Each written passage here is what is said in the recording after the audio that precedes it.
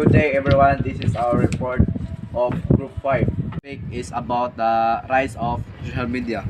Communication brought us all this far and media advancement is what experts coin and widely used by people in our walks of life. Like the highly involved flat screen televisions, computers, long phone beepers, cellular phones, tablets, and other newly invented gadgets added by iPads and Androids. We gain two-way outputs for this change to both advantage and disadvantage dealt by mass media.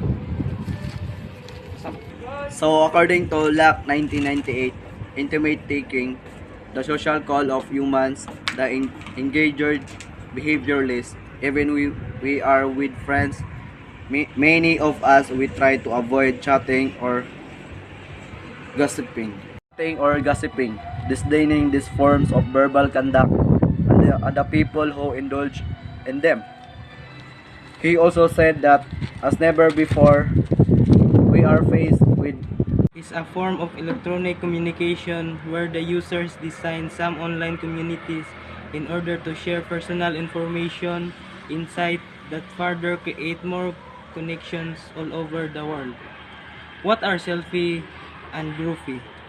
Selfie is a personalized newly found style at looking for an angle or pose where one is comfortable in taking pictures. This new way of conditioning the new ones and the ones young who are involved in these unique photo sessions reveal a more attractive photo output as it invites viewers in the social media, confirming to the insight of Erickson. Selfie image is important and not always an narcissistic way. It, it is how we define ourselves and prevent for others to see. We rely on others' perception, judgment, and appraisal to develop our social self. How we see ourselves in the mirror versus as regular photo is different. The mirror show a reverse view but also show you alive and with movement, as Dr. Pamela Rutledge, director of Psychology Research Center, points out. She added that for some, this provides a more attractive image as the movement and life tend to overcome flaws that might be more noticeable to an individual where the person to see him or herself in a photo. Technology is adapting, providing us with better tools to prevent our self-image. Groupie. Another new photo clarification is called groupie. According to a group selfie photo taken with a smartphone that contains 3 or more photos. According to Deccan Chronicles 2014, in simple words, people have started calling groupie selfie as user or as selfies. It has other variation too, which depends on the number participants and so on. The internet use are useful to human species, however the scope and limitation of its use must be regulated. According to Dillard, the internet is supposedly the great democratizer of information, but the online world continues to perpetuate old and new urban legend. He added, if you like using the internet, by all means keep exploring, but you need to weigh the information you find based on the reliability of the source, not on whether it appears to make sense. With due respect to technological advancement, computers use is healthy up to a point. It becomes negative when the following effects are observed in the users. According to Young, 1998, as cited by Villar, 2007, Number 1. Experience limited to just one dimension of light, the computers and what it can offer. Number 2. Distorted image of people and life itself in the absence of the usual give and take relationship, actual performance of tasks, and handling real challenges and difficulties. Number 3. Failure to develop the mastery needed in society, work, schools, or relationships.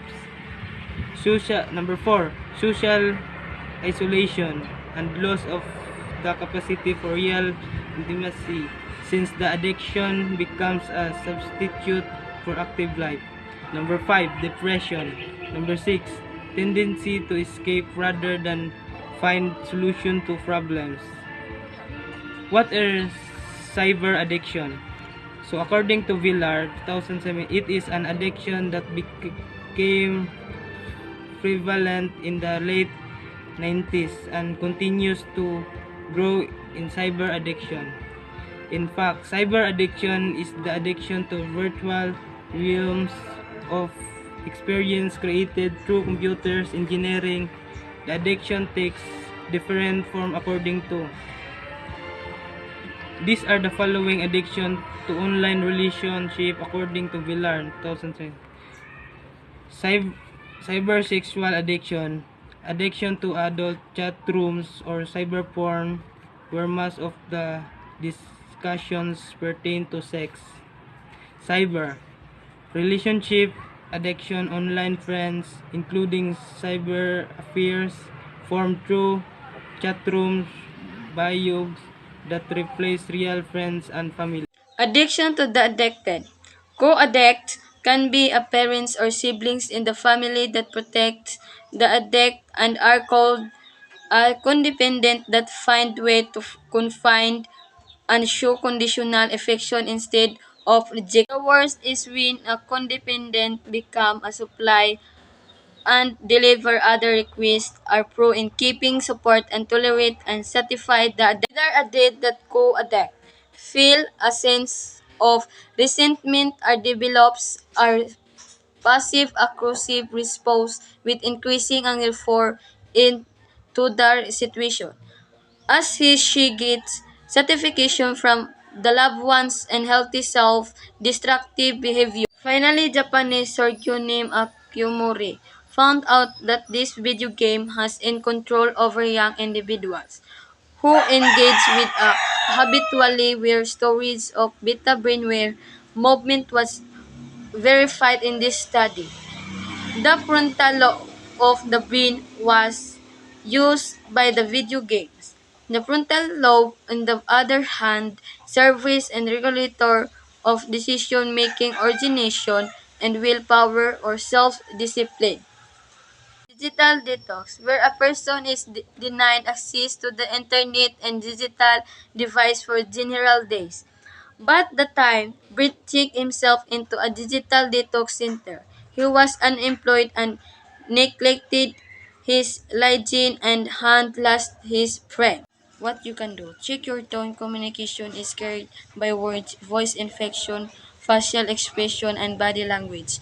And fortunately, most of those elements are missing when you test. Be the screening. Look again of the scenario under if you are expecting an important message. It might be necessary to excuse yourself from a conversation. Think before you hit the send button. Might your test message be misunderstood? If you're joking about something, put a smiling face there. People get their feelings hurt, and fights can even start because they'll take a light-hearted remark to be serious. Computer use and adolescent development, physical development. According to Reiter and Robinson, about 20 years ago, two Denver researchers, Nancy Wertheimer and Eddie Lickper, began to research for a link between childhood leukemia and environmental hazards. Leukemia among children was increasing significantly, suggesting to Wertheimer that some change in the environmental might be responsible. She sanitized the record of hundreds of leukemia patents but found nuclear outlink with any known environmental hazard. Computer monitors generate significant amounts of electromagnetic fields, especially out the side and back of the cave. Never models tend to emit lower level than other ones. You can purchase filters that reduce the glare and or electrical fields of computer monitors, but they do not back magnetic fields. Television sets also emit electromagnetic field, but they are less of a potential hazard than computer monitors because you tend to sit farther away from them. When your mother told you to scoot back from the TV, she was right. Rather First Robinson 1995. Electromagnetic fields or melatonin. In the book of writer it 1995 it explained that electromagnetic fields is contained by any particular gadget, facility, instrument, equipment, and appliance that contains electromagnetic fields. Scientists of the studies this serious discovery added that electromagnetic fields suspicion can cause Ellen's disease and other form of physiological exposed to human being. At also claimed from the group that electromagnetic fields has pulled down some melatonin level from our body. How to minimize exposure to electromagnetic fields? Better ask an electrician or electromagnetic fields consultant.